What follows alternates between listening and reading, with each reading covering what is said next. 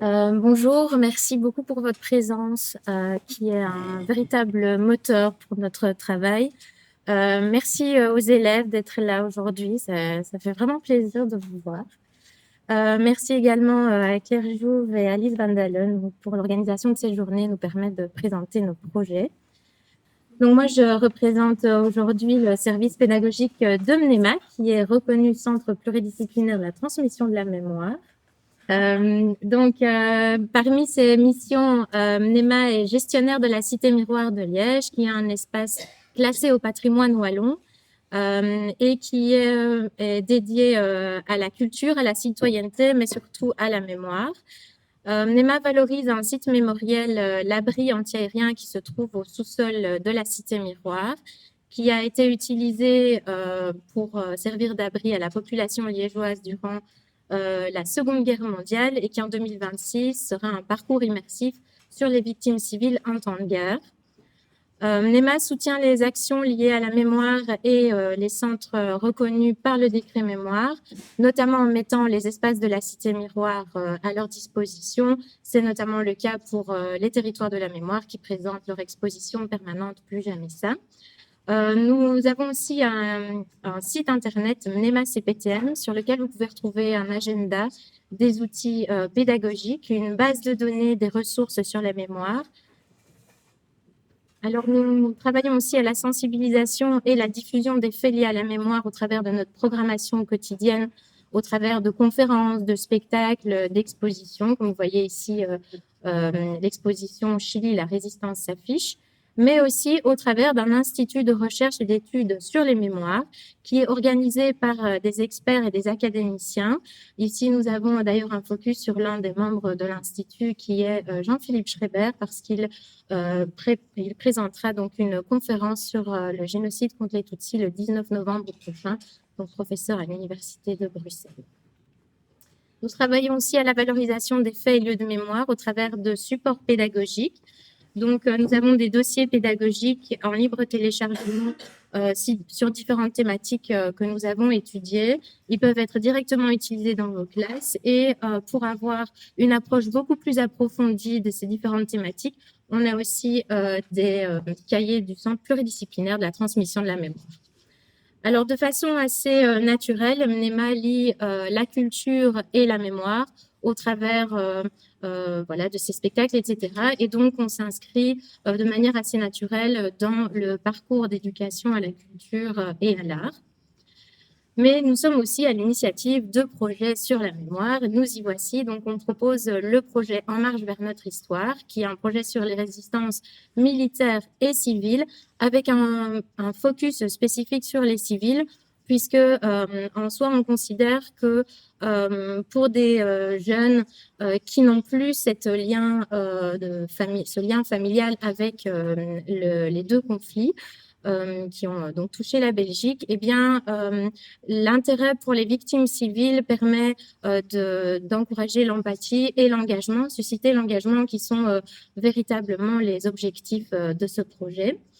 Alors, il s'agit donc, comme Claire nous l'a présenté tout à l'heure, d'un projet interprovincial, donc qui permet à 2 écoles de provinces différentes de se présenter le temps d'une journée un lieu de mémoire qui est lié à leur région.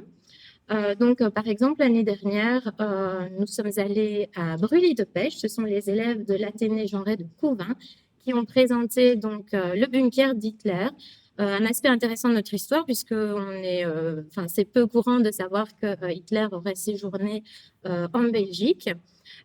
Également de savoir qu'ensuite, après son départ, il y a des anciens soldats démobilisés qui ont décidé de continuer la résistance avec la brigade Othon qui s'est installée, qui a installé son QG dans ce bunker. La deuxième journée d'excursion, ce sont les élèves de l'Institut provincial de Huy qui ont présenté l'enclos des fusillés à la citadelle de Liège. Nous avons pu rencontrer aussi une descendante de l'un des résistants qui a été fusillé. Et puis ensuite, les élèves ont réalisé le parcours Liège-la Résistance sur les traces de faits de résistance menés à Liège grâce à un petit carnet de visite qui se trouve aujourd'hui. Je vous en ai pris plusieurs exemplaires si ça vous intéresse Je vous le présenterai pendant l'après-midi au Salon des Centres. Mais je vous propose de découvrir la capsule vidéo qui a été faite dans le cadre de ce projet. Ici. Ça, c'était bon? Ce sera pour après. Pardon, excuse-moi. Alice à la manœuvre. Merci. On a fait le lien. Ce que j'avais préparé, mais ils ont fait. Oui, c'est ça. Dans les pubs.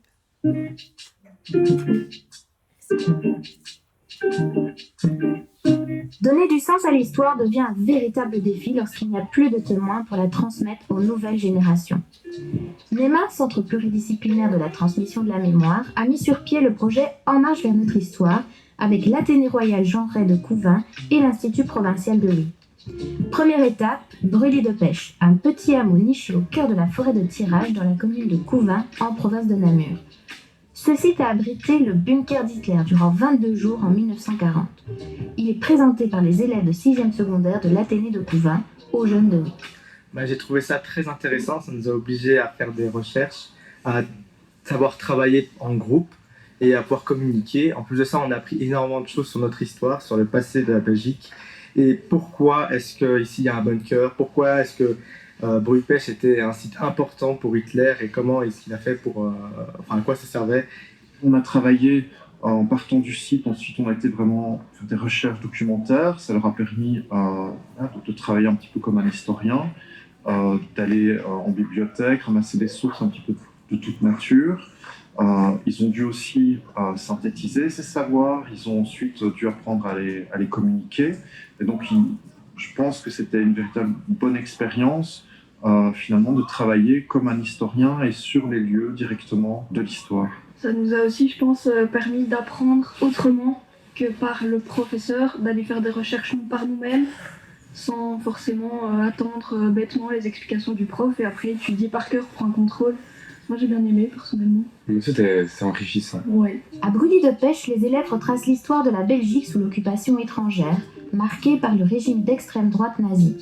Ils évoquent également les mouvements de résistance qui ont établi leur quartier général à Brûlis après le départ des troupes allemandes. Dans ces groupes de résistants, nous en avons un assez connu qui est le groupe Auton.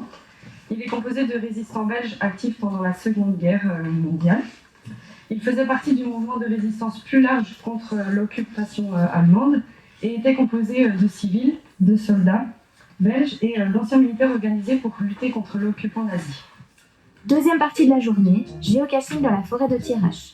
Répartis en petits groupes, les élèves s'orientent à l'aide d'un GPS pour trouver des indices cachés. Ils en apprennent un peu plus sur l'histoire de Brûlis de pêche. La préparation et la participation à cette journée ont mobilisé des compétences variées en histoire, citoyenneté, français et géographie, tout en valorisant des qualités essentielles telles que l'entraide et la solidarité.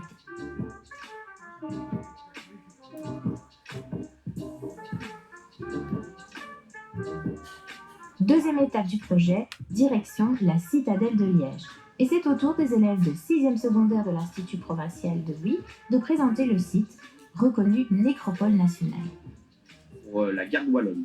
Qu'est-ce que la garde wallonne? C'est les corps d'infanterie, qui sont des auxiliaires belges intégrés à la Wehrmacht. J'ai bien aimé ici présenter ici la citadelle parce que c'est un peu chez moi, entre guillemets, et j'aimais bien vraiment partager ça parce que je trouve qu'on ne se rend pas compte de ce qui s'est passé avant et c'est bien d'un peu de sensibiliser les jeunes autour de nous pour ne pas oublier tous ces moments un peu cruels et très émotifs. Le projet En marche vers notre histoire s'inscrit parfaitement dans notre culture d'établissement. Donc, outre le voyage à Brendonck, nos élèves ont la chance de participer au voyage organisé par la province Mauthausen.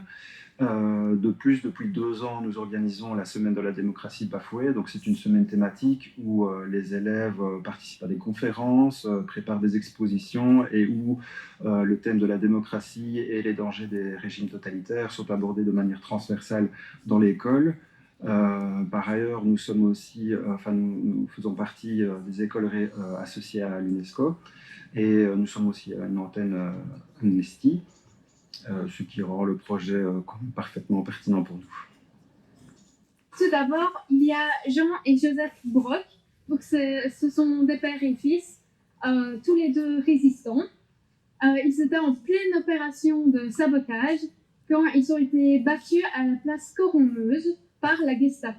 La connaissance de l'histoire nous permet de voir un petit peu comment une dictature se met en place et alors les conséquences que ça a au niveau micro et macro.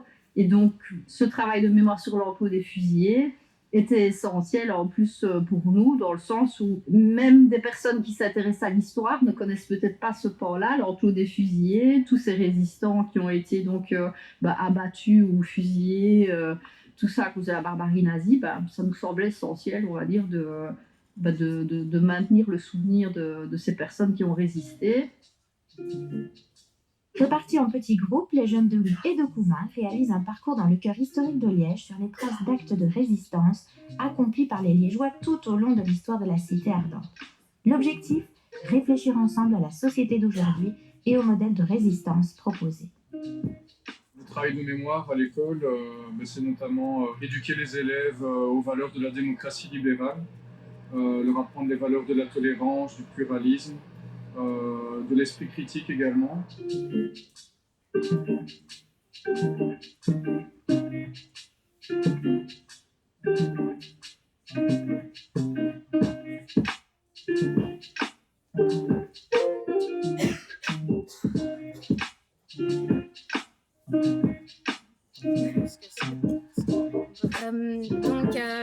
Pour revenir à l'édition 24-25, les élèves, vous avez vu le matin d'un banc historique, et puis ensuite ils étaient mélangés donc de différentes classes pour aussi se rencontrer et faire des activités qui posaient des questions d'engagement citoyen, comme par exemple pour quel type de liberté je serais prêt à m'engager sous un régime extrémiste.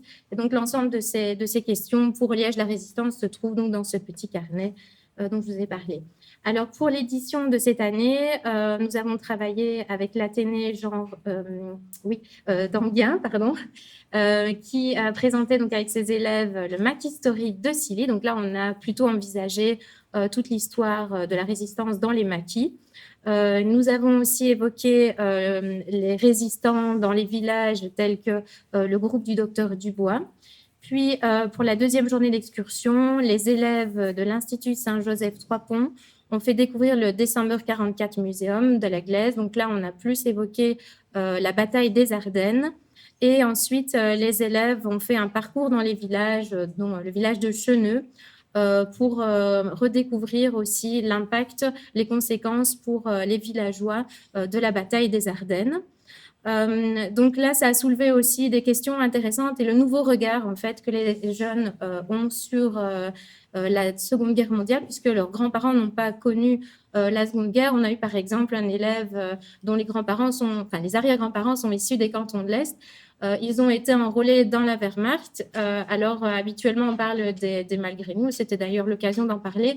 Mais là, en l'occurrence, ils soulevaient que la famille avait plutôt trouvé positif d'être enrôlé du côté allemand d'un point de vue identitaire. Donc là, on a soulevé aussi des questions de mémoire. Qu'est-ce qu'on fait quand on est arrière-petit-fils de résistants? Oui, il y a un côté, je peux m'en souvenir, mais en même temps, quand on est du mauvais côté, est-ce qu'on a ce droit à l'oubli aussi? Donc, c'était assez intéressant, ce nouveau regard. Et il y a aussi une jeune fille qui nous a parlé de sa maison, qu'elle avait retrouvé des archives photographiques qui montraient sa maison détruite de moitié suite justement à la bataille des Ardennes. Donc, elle avait appris comme ça qu'il s'était passé des événements dans sa région. Donc, une autre façon aussi pour eux de manipuler les archives familiales, vraiment un regard très intéressant.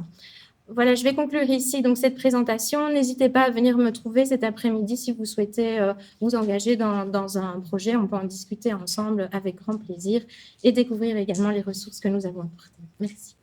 Merci.